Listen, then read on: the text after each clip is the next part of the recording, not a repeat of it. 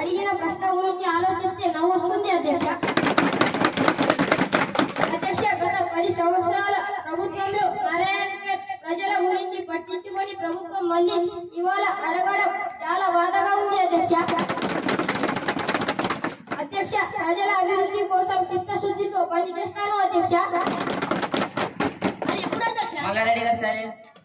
అదే విధంగా వారు వలస వెళ్లకుండా ఉండడానికి ఒక కంపెనీని ఏర్పాటు చేయడానికి మేము గౌరవ ముఖ్యమంత్రితో చర్చించి నిర్ణయం తీసుకుంటామని ఈ సభముఖంగా తెలియజేస్తున్నాను అధ్యక్ష. ధన్యవాదాలు అధ్యక్ష.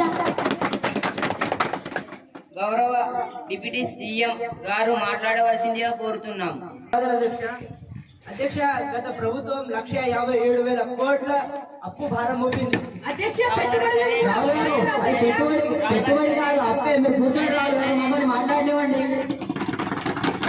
హైదరాబాద్ గండిపేట కృష్ణా నదికి నీళ్లు తెచ్చిందే మేము అధ్యక్ష.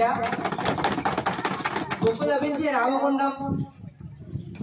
రామగుండం కొత్తగూడెంలో ఇప్పటి వరకు పవర్ ప్లాంట్ ఎందుకు పెట్టలేదు? మేము మాట్లాడినప్పుడు ఎప్పుడు టాపిక్ ని ఏదో రకంగా డిస్టర్బ్ చేద్దామా, ఏదో రకంగా సభను ఆపేద్దామా, అసలు చర్చనే రాకుండా చూద్దామా అని చూశారు అధ్యక్ష. కానీ ఇప్పుడేమో ప్రశ్నల వర్షం కురిపిస్తున్నారు. కానీ మీలాగా మాది తప్పుడు లెక్కలు మాట్లాడే వ్యక్తిత్వం కాదని ఈ సభాముఖంగా తెలియజేస్తున్నాను అధ్యక్ష. మీరు ఎంత రెచ్చగొట్టినా మేము మీ ట్రాప్ లో పడకుండా వాస్తవ విషయాలను ఈ సభకి, ఈ రాష్ట్ర ప్రజలకు తెలియజేయాలని కూర్చున్నాం అధ్యక్ష. అధ్యక్ష, అసలు బీఆర్ఎస్ ప్రభుత్వం పూర్తి చేసిన ప్రాజెక్ట్ ఒక్కటైనా ఉందా అని ఈ సభాముఖంగా అడుగుతున్నాను అధ్యక్ష.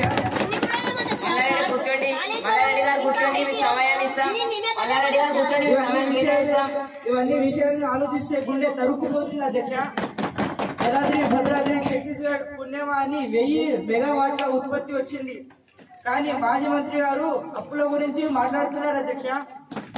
10 సంవత్సరాల నుంచి ఏం చేశారు అధ్యక్ష? అప్పులు చేసుకుంటే కూర్చున్నారేమో అధ్యక్ష. ప్రస్తుతం నాకు ఇచ్చిన శాఖలు మాత్రం అన్ని అప్పులే ఉన్నాయి. ప్రాజెక్టుల నుండి నీళ్లు వస్తే రైతులు బోర్లు ఎందుకు వేస్తారు అధ్యక్ష? కాలువల ద్వారా నీళ్లు రాలేవు కాబట్టి బోర్లు వేయాల్సిన పరిస్థితి వచ్చింది అధ్యక్ష.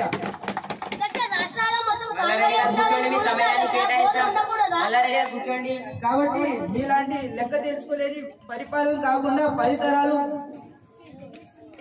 మాట్లాడుకునే ప్రభుత్వాన్ని తెలుసుకోమని ఈ సభాముఖంగా తెలియజేస్తున్నాను అధ్యక్ష. ధన్యవాదాలు.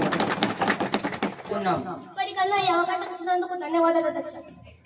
నా నియోజకవర్గ ప్రజలంటే నాకు శ్వాస, వారే నా శ్వాస అధ్యక్ష. కేసీఆర్ అంటే కన్ను, ఈ కన్ను. కేటీఆర్ అంటే ఈ కన్ను. కేసీఆర్ నా 2 కళ్ళలాంటి వారు అధ్యక్ష. అధ్యక్ష, నా గుండె ఎవరిది? నా నియోజకవర్గ ప్రజలది అధ్యక్ష.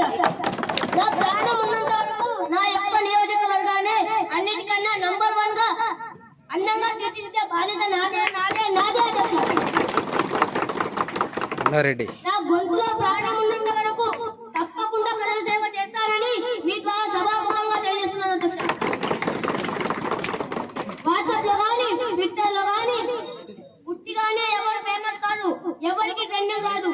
ఓన్లీ దట్ ఈస్ మల్లారెడ్డి అధ్యక్ష. అదంతా కృషి ఉంది.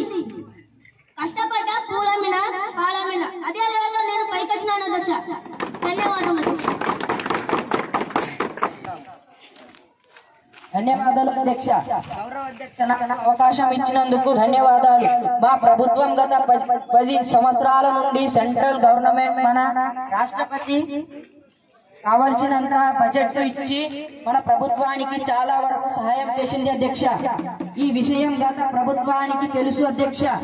ఇక పైన ప్రభుత్వానికి ఎలాంటి అవసరాలను మా ప్రభుత్వం సహాయం చేయడానికి సిద్ధంగా ఉన్నది అధ్యక్ష.